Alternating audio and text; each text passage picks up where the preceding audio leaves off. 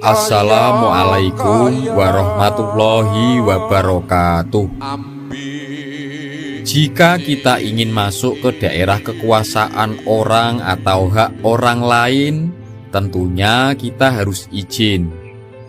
Dan biasanya ada persyaratan yang harus dipenuhi. Contohnya, ketika kita meminjam menggunakan benda orang lain, misalnya juga ketika kita ini mau mengadakan acara besar yang berkaitan dengan massa atau orang banyak di lokasi tertentu.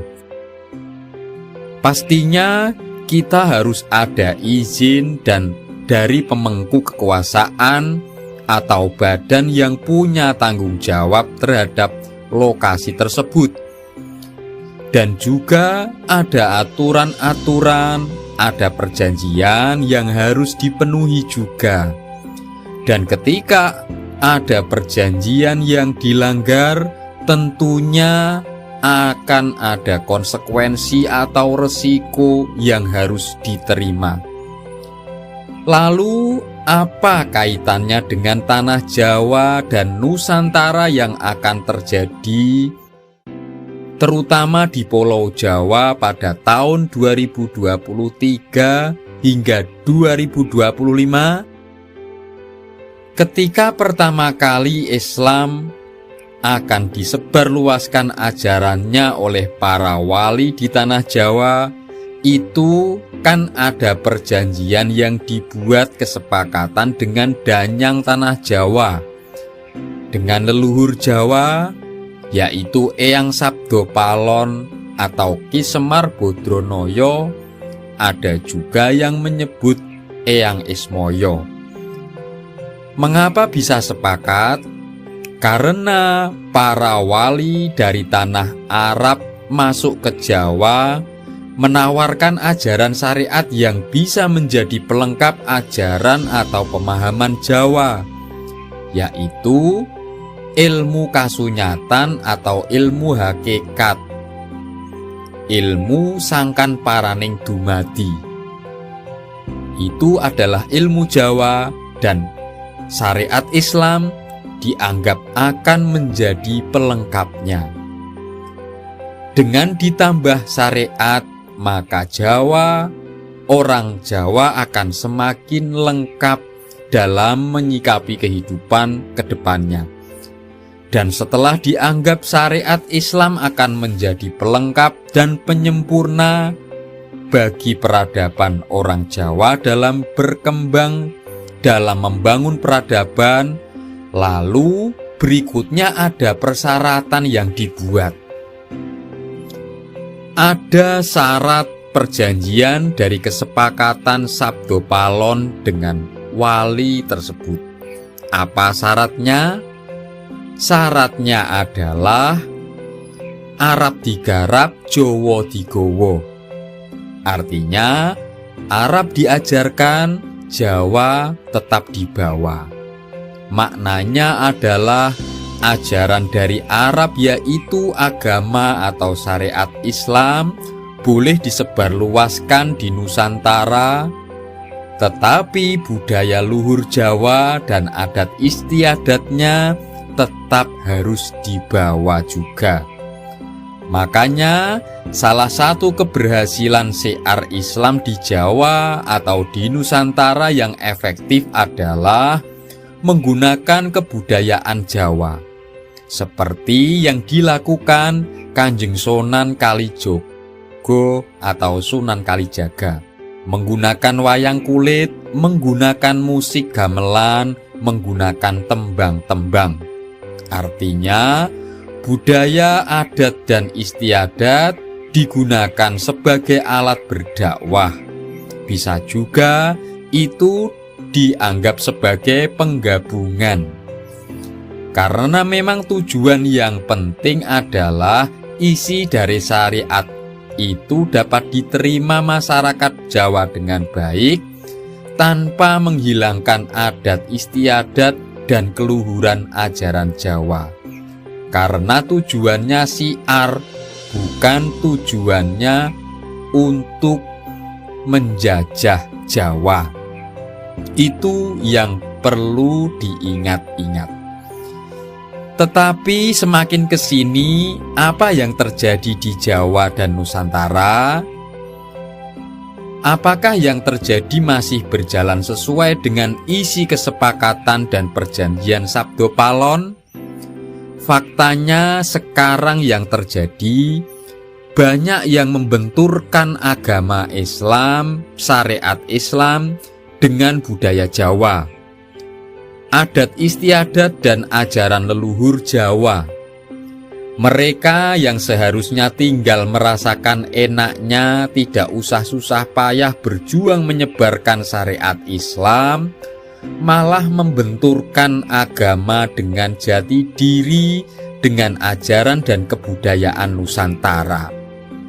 Malah sok-sokan padahal tidak ikut memperjuangkan. Bahkan berani mengatakan Wali Songo itu sesat, mengharamkan wayang, mengatakan orang selamatan, orang tahlilan itu sesat, orang yang ziarah kubur juga dianggap sesat. Dan faktanya banyak orang Jawa malah yang mengiyakan begitu saja, ikut-ikutan begitu saja, tanpa mau memahami sejarah, tanpa mau memahami ilmunya.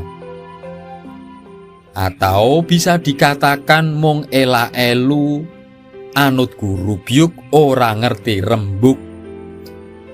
Selain dari sisi spiritual, ajaran luhur Jawa yang lama-lama luntur karena sengaja dibenturkan dengan agama, dari sisi budaya, kebudayaan Jawa juga semakin hari semakin hilang. Ini bisa saja karena bentuk perhatian para pemangku kekuasaan yang tidak begitu memberi perhatian dengan berbagai alasannya. Bisa juga karena faktor perubahan gaya hidup, perkembangan teknologi, sibuk dengan tuntutan finansial, sibuk dengan pengaruh perkembangan informasi yang membuat eksistensi adat dan budaya Jawa semakin terkesampingkan dan semakin lenyap. Faktanya memang orang Jawa tidak tertarik mempelajari bahasa Jawa, tertarik lebih mendalami bahasa asing. Tidak mempelajari huruf-huruf Jawa, tetapi lebih memahami huruf-huruf asing. Sampai-sampai di sekolah formal sudah kecil presentasenya, bahkan dihilangkan adanya pelajaran-pelajarannya. Ini adalah gambaran kecil fakta yang terjadi. Dan itu bisa dikatakan penyebab wong Jawa ilang Jawane, wong Jawa kari Jawale. Orang Jawa hilang Jawanya, orang Jawa tinggal Jawalnya. Maksudnya adalah orang Jawa hilang jati dirinya sebagai orang Jawa itu sendiri, dan orang Jawa sekarang ini tinggal ngeyelnya, suka menyepelekan atau membantah petuah-petuah luhur, ajaran-ajaran luhur, ajaran luhur Jawa itu sendiri. Lalu apa kaitannya dengan bencana di 2023 dan 2025? Logisnya begini, ketika ada perjanjian dan perjanjian itu dilanggar, akan ada langkah yang diambil atau dilakukan. Ketika kita bekerja sama dengan orang lain dengan kesepakatan dan perjanjian, tetapi orang tersebut tidak menepati janjinya, pasti kita akan mengambil langkah.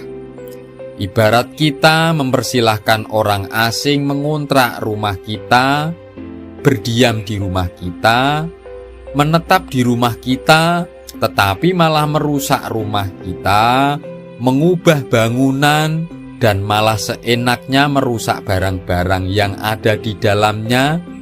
Tentunya kita kan akan mengambil rumah tersebut menata kembali rumah tersebut seperti asalnya.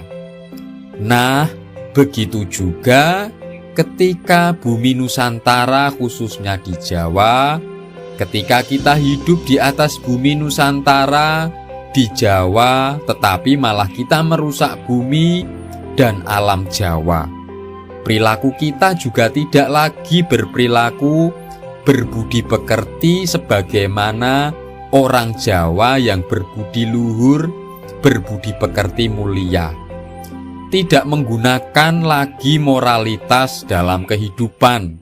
Maka sudah sepantasnya dan wajar saja jika danyangnya yang memangku bumi Nusantara dan Pulau Jawa yang menjadi sejarah cikal bakal akan mengembalikan kepada tatanan luhur Nusantara.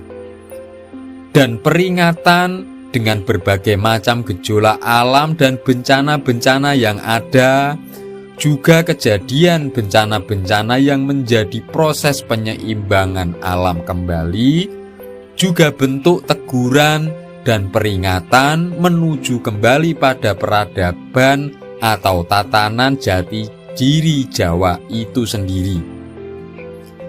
Dan kejadian-kejadian gejolak alam tersebut banyak yang mendapatkan firasat atau banyak yang memprediksi, juga yang meramalkan kejadiannya mulai menjelang 2023 hingga awal tahun 2025. Dan faktanya ini sudah banyak yang terjadi. Jadi dalam memasuki tahun 2023 ini, mari sedulur, saudaraku, saudara semua tetap eling lan waspodo. Mari tetap ingat dan waspada, kembali kepada ajaran Tuhan Yang Maha Esa. Kembali kita memohon keselamatan kepada Tuhan, kembali kepada ajaran Tuhan, kembali kepada ajaran luhur Jawa. Juga tetap waspada, berhati-hati dengan segala sesuatu yang merusak diri kita, merusak persaudaraan kita, merusak persatuan dan kesatuan negara. Waspada juga terhadap berbagai macam bentuk faham yang merusak dan membenturkan ajaran leluhur, budi pekerti luhur, dan adat istiadat mulia Jawa dengan agama. Itu harus kita waspadai, karena dapat mempecah belah bangsa dan negara kita, dapat merusak kerukunan kita. Mari kita semua berdoa agar di tahun 2023 dan seterusnya kita tetap diberikan keselamatan oleh Tuhan Yang Maha Esa, Allah Subhanahu wa Ta'ala. Demikian apa yang telah kami sampaikan, apa yang telah kami bagikan, semoga dapat membawa keberkahan dan kemanfaatan bagi hidup dan kehidupan kita semua.